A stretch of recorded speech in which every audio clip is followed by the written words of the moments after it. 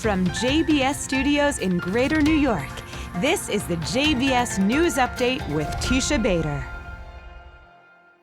I'm Teisha Bader with the JBS News Update for Tuesday, September the 27th, 2016.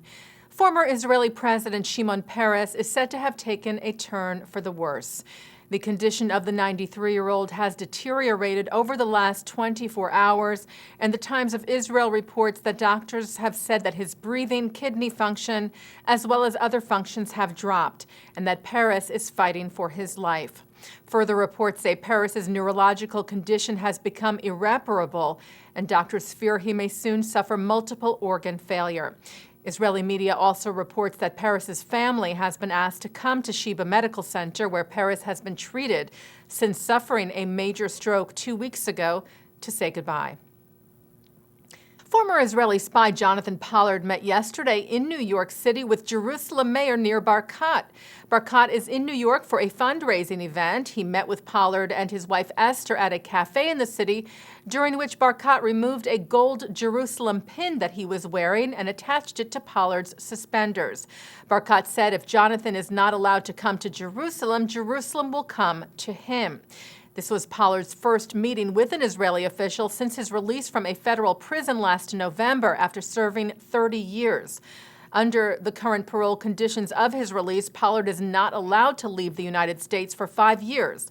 He has repeatedly expressed his wish to go back to Israel to live. A group of American Muslims are adding their voices to the call to return the remains of 2 slain IDF soldiers. The 10 Muslim leaders have signed on to a letter to Hamas leader Khalid Mashal this week to release the remains of 2nd Lieutenant Hadar Golden and Staff Sergeant Oron Shaul back to their families for burial in Israel. Golden and Shaul were killed during Operation Protective Edge, and their bodies have been held by Hamas in Gaza since then. Signatories on the letter include Congressman Keith Ellison of Minnesota and Andre Carson of Indiana, as well as the former mayor of Basking Ridge, New Jersey, M. Ali Chaudhry, and the director of Interfaith Alliances at the Islamic Society of North America, Saeed Saeed. The letter states that both Israelis and Palestinians have felt the pain of war, of losing loved ones and children far too soon, and asks Mashal to allow the Golden and Shaul families to bury their loved ones. 4 Danish citizens accused in relation to 2 terror attacks in Copenhagen last year have been found not guilty. Bostan Khan Hussein, Liban Ahmed Saliban Elmi, Ibrahim Khalil Abbas, and Mahmoud Rabi were accused of helping Omar El Hussein carry out the terror attack against Copenhagen's main synagogue on February the 15th of 2015. That left Jewish security guard Dan Uzan dead. They had faced life in prison if convicted. However, French news agency AFP reports that the 4 were acquitted today of the main charges of that attack and assisting the gunman.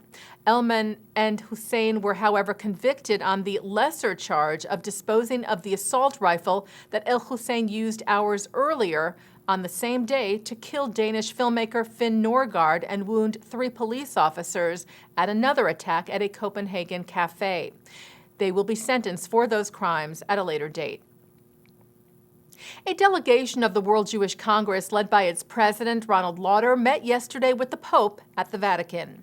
The pontiff spoke to the Jewish leaders on several issues of concern, including the plight of refugees and the fight against terror. Pope Francis said regarding Christians and Jews working together, we need more friendliness and kindness, and we should not be afraid to speak out against brutality. We should go on a joint journey together to make the world more secure. We need to speak out for peace. The Pope also wished the Jewish world a sweet new year.